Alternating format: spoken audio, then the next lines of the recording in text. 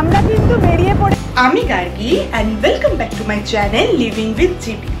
তো আগের ব্লগে তো তোমাদের দেখিয়েছিলাম যে আমাদের পুরনো বাইক যেটা ছিল সেটা আমরা এক্সচেঞ্জ করে কিছু নিউ বাইক কেনার আমাদের একটা প্ল্যান ছিল। তোমাদের সবার প্রচুর মূল্যবান মতামত আমরা পেয়েছি। তো ফাইনালি তোমাদের সবার সাজেশন আর সাথে আমাদের নিজেদের পার্সোনাল প্রেফারেন্স সব কিছু মিলিয়ে কিন্তু আমরা একটা ডিসিশনে পৌঁছে গেছি। তো তোমাদের একটা গুড নিউজ দিই, সেটা হলো আমরা কিন্তু আমাদের বাইক অলরেডি কিনে ফেলেছি। তো আমাদের অ্যাকচুয়ালি প্ল্যানিং ছিল যে যেদিনকে নাম্বার প্লেট পাবো সেই নাম্বার প্লেটটা লাগিয়ে একেবারে নতুন বাইকটাকে শোরুম থেকে বের করব, আর সাথে তারপরে একবারে পুজো দিয়ে বাড়ি আসবো। তো সেই জন্য আজকে কিন্তু আমরা ওই জন্য এখন বেরোচ্ছি বাইকের শোরুম। তো থাম্বনেল আর টাইটেল সব কিছু দেখে তো তোমরা বুঝেই গেছো যে আমরা কোন বাইকটা পারচেস করেছি ফাইনালি। তো চলো এখন আমরা যাব হচ্ছে বারাসাতের শোরুমে কান্ট্রি মোটরসে। তো চলো আমাদের সাথে থাকো, দেখতে থাকো ব্লগটা। আর আমরা কিন্তু বারাসাতে কান্ট্রি মোটরসে পৌঁছেও গেছি, রয়্যাল এনফিল্ডের শোরুমে। আমরা যদিও কামারহাটিতে যে এদের শোরুমটা আছে সেখান থেকে টেস্ট রাইড নিয়েছিলাম, কিন্তু এখানে সার্ভিস আমাদের করাতে হলে এইখানেই করাতে হবে বলে আমরা এখান থেকেই বাইকটাকে কিনেছি। আর এখানে আমাদের নাম্বার প্লেট লাগানোর কাজ চলছে এখন। আমরা ক্লাসিক 350 মডেলের স্টেলথ ব্ল্যাক এই কালারের অপশানটা চুজ করেছি। আমার আর রিজোর সবকটা কালারের মধ্যে কিন্তু এই কালারটাই বেস্ট লেগেছিল। আর আগের ভিডিওতে তো তোমরা দেখেইছিলে আমার নিজের কিন্তু পার্সোনাল প্রেফারেন্স রয়্যাল এনফিল্ডের দিকেই বেশি ছিল। আর ক্লাসিক 350 চুজ করার পিছনে মেন রিজন হলো এখানে আমি, আদি আর রিজো তিনজনে কিন্তু কমফর্টেবলি বসতে পারছিলাম। আর রাইডিং পশ্চারের দিক থেকে যদি কম্পেয়ার করি তাহলে হান্টার আর অন্যান্য বাইকের থেকে কিন্তু এটা বেশি কমফর্টেবল। নাম্বার প্লেট পেয়ে গেছি, ডেলিভারিও হয়ে গেছে, আর আমরা কিন্তু ফাইনালি রয়্যাল এনফিল্ডের ক্লাসিক 350 এই বাইকটাই নিয়েছি। তোমরা দেখতেই পেয়েছো আগের ব্লগে তোমরা দেখেছিলে যে আমরা কিন্তু কামারহাটির যে রয়্যাল এনফিল্ডের শোরুমটা ওখান থেকে টেস্ট রাইড নিয়েছিলাম, কিন্তু ফাইনালি আমরা কিন্তু বারাসাতে কান্ট্রি মোটরসের যে শোরুমটা আছে ওদের সেখান থেকেই কিন্তু বাইকটা আমরা পারচেস করলাম। তো এখন বাড়ি চলে এসেছি, এসে একটু ফ্রেশ হয়ে নিয়ে এখন যেরকম তোমাদের বললাম যে আমরা কিন্তু এখন বেরোবো পুজো দেওয়ার জন্য।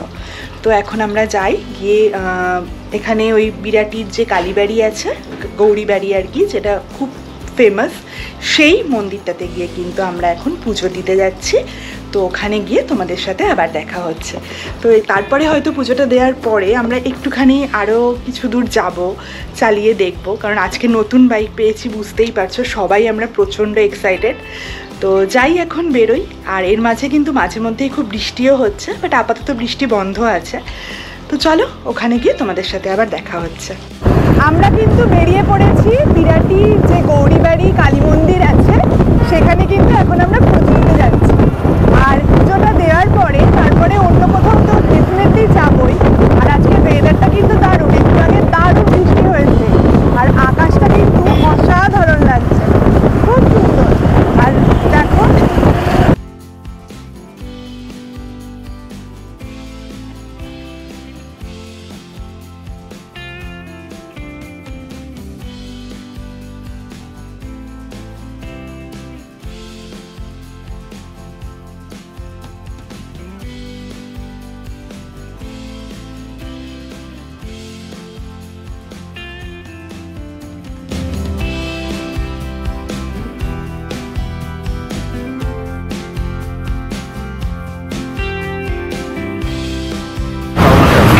আমরা কিন্তু আগে ওখান থেকে রশিদ কেটে নিয়েছি, এই যে রশিদ, আর এখানে বাইকটা দাঁড় করানো আছে।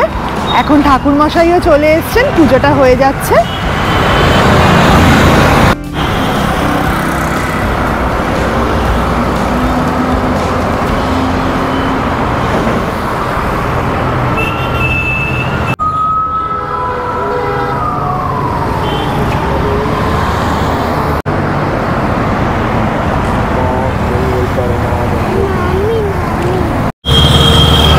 পুজো দেয়া হয়ে গেল, এবার মনটা কিন্তু শান্তি, আর কোনো বাধা নেই। এবার যেখানে খুশি সেখানে যেতে পারবো। যতক্ষণ না পুজোটা দিচ্ছিলাম মনের মধ্যে একটা খচখচানি থাকে যেহেতু আমরা মানে এর আগেও আর কি পুজো যে কোনো গাড়ি কিনেছি, তখন পুজোটা দিয়ে তারপরেই আমরা সেই গাড়িটাকে নিয়ে যে কোনো জায়গায় গেছি। তো এবারও এই পুজোটা দেওয়া হয়ে গেল, এবার শান্তি, এবার আমরা একদম উড়ে বেড়াতে পারবো। চলো বেরোই। বাড়ি চলে এসেছি। পুজো দেওয়া হয়ে যাওয়ার পরে কিন্তু আমরা বেশ খানিকক্ষণ এদিক ওদিক ঘোরাঘুরি করেছি, অনেকটা বাইক রাইড করে ফাইনালি এখন বাড়িতে।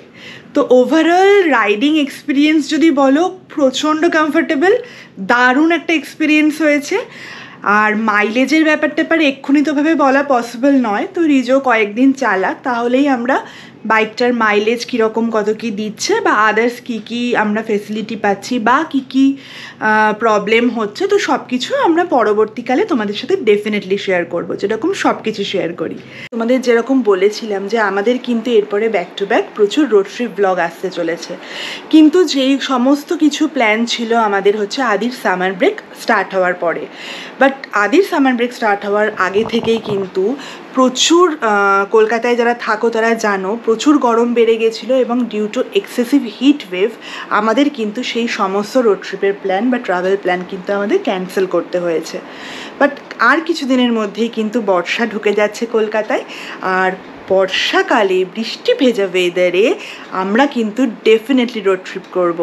গরমটাও কমে যাবে, কারণ অত গরমে আমাদের সুস্থ থাকাটা সব থেকে আগে প্রয়োজন বলে আমাদের মনে হয়েছে।